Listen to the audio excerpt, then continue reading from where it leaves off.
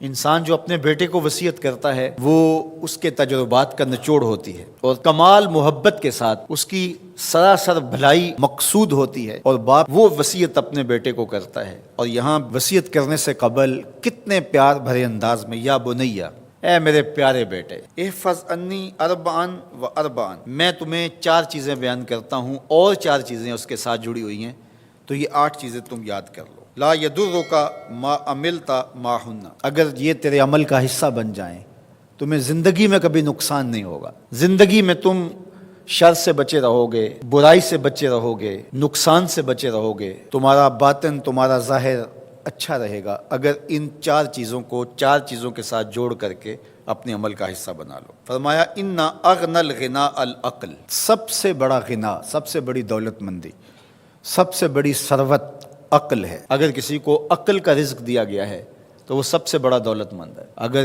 اس کے پاس مال و متاع بہت سارے ہیں لیکن بے وقوف ہے تو وہ دولت مندی نہیں ہے۔ وَأَكْبَرُ الْفَقْرِ الْحُمْقُ، اور سب سے بڑا فقر اور سب سے بڑی محتاجی جہالت ہے۔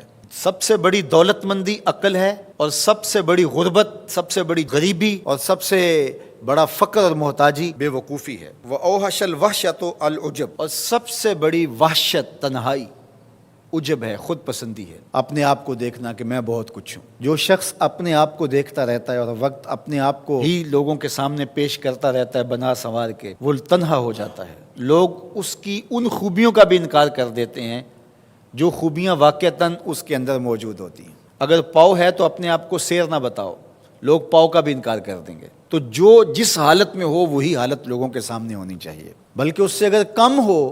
شیخ سعدی نے ایک بڑی خوبصورت بات لکھی کہ تم برے ہو لوگ تجھے نیک سمجھیں یہ بری بات ہے، لیکن تم نیک ہو اور لوگ تجھے برا سمجھیں تو کوئی فرق نہیں پڑتا، تم اللہ کی نظر میں نیک ہو۔ اس لیے تم اگر سیر ہو اور لوگ تمہیں پاؤ سمجھے تو کوئی فرق نہیں پڑتا، لیکن اگر تم اپنے آپ کو پیش کر رہے ہو تو لوگ تمہاری اس حیثیت کا بھی انکار کر دیں گے جو تمہیں حاصل ہے۔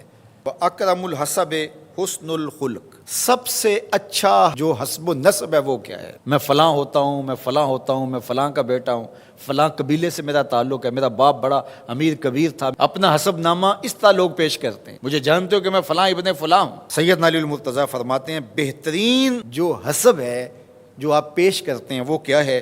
حسن الخلق، تمہارے اخلاق کیسے ہیں، تمہارا خلق گواہی دے گا کہ تم اچھے خاندان کے چشم و چراغ۔ مشکانست کے خود ببوئت نہ کہ عطار بگوئت، فارسی کا ایک مقولہ ہے کہ خوشبو وہ ہوتی ہے جو خود بتائے کہ میں خوشبو ہوں۔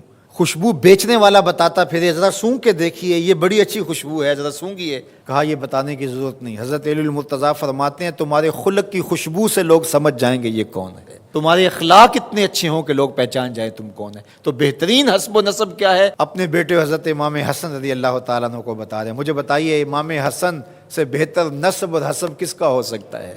رسول اللہ کی بیٹی کے بیٹے ہیں، امام الاولیاء کے فرزند ہیں، رسول اللہ کے نواسے ہیں، بنو ہاشم کے چشم و چراغ ہیں۔ تو انہیں یہ نہیں کہا کہ تم یہ بتاتے پھرنا، بلکہ کہا کہ تمہارا خلق گواہی دے کہ میں محمد کا نواسا ہوں، تمہارے اخلاق گواہی دے کہ میں نے فاطمہ کا دودھ پیا ہے، تمہارا کردار گواہی دے، تمہاری شجاعت گواہی دے کہ تم علی کے فرزند ارجمند ہو۔ اللہ اکبر۔ پھر حضرت علی المرتضیٰ رضی اللہ تعالیٰ عنہ ان چیزوں کو بیان کرنے کے بعد فرماتے ہیں یا بنیا، اے میرے بیٹے، ایاک والمصادقہ الاحمق، بے وقوف شخص کی دوستی سے ہمیشہ بچنا۔ فإنہ یرید ان ینفعک فیضرک، وہ دل سے چاہے کہ تمہیں نفع پہنچائے لیکن اپنی جہالت کی وجہ سے، اپنی بے وقوفی کی وجہ سے تمہیں نفع نہیں پہنچا سکے گا، تمہیں نقصان پہنچا دے گا۔ کہا جاتا ہے کہ بے وقوف دوست سے دانا دشمن اچھا ہے، تو وہ اسی قول کا مفہوم ہے۔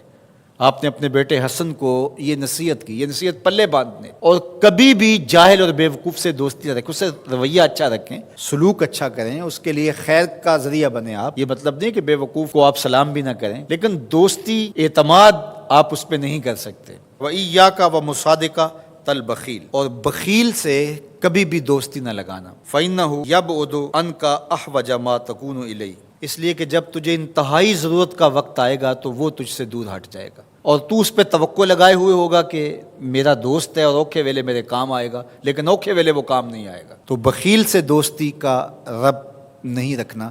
وَإِيَّاكَ وَمُصَادَقَةَ الْفَاجِرِ، بدکار شخص سے کبھی دوستی نہ رکھ، برے شخص سے کبھی دوستی کا رشتہ نہ جوڑنا۔ فَإِنَّهُ يَبِيعُكَ بِالطَّافَةِ، جو فاسق و فاجر ہے، برا شخص ہے، بدکار ہے، اس سے دوستی نہ رکھنا، اس لیے کہ وہ بہت تھوڑی قیمت میں تجھے بیچ دے گا۔ اور آخری بات، وَإِيَّاكَ وَمُصَادَقَةَ الْكَذَّابِ، جھوٹے آدمیوں سے کبھی دوست نہیں رکھنا۔ فَإِنَّهُ كَالسَّرَابِ يُقَرِّبُ عَلَيْكَ الْبَعِيدَ وَيُبْعِدُ عَلَيْكَ الْقَرِيبَ، وہ بعید کو تجھے قریب دکھائے گا، قریب کو تجھے بعید دکھائے گا۔ جو چیز قریب ہوتی ہے، جو سراب ہوتا ہے تو دور سے پانی دکھائی دیتا ہے، لیکن جب قریب جا کے دیکھتے ہیں تو سراب ہوتا ہے، پانی نہیں ہوتا۔ تو کہا وہ بھی سراب کی طرح ہوتا ہے، کذاب، جھوٹ بولنے والا، جو تجھے وہ نقشہ کھینچے گا جو ہوگا نہیں، تجھے وہ چیزیں بتائے گا جو نفس العمل میں نہیں ہوں گی، اور تو ایک مغالطے میں مارا جائے گا۔ یہ ہے حضرت سیدنا علی المرتضیٰ رضی اللہ تعالی عنہ کے وہ اقوال نور، جن کی گہرائی، گیرائی اور حکمت سے بھرے ہوئے یہ کلمات سے پھوٹتے ہوئے اجالے ہماری زندگی کو ایک اسلوب دیتے ہیں۔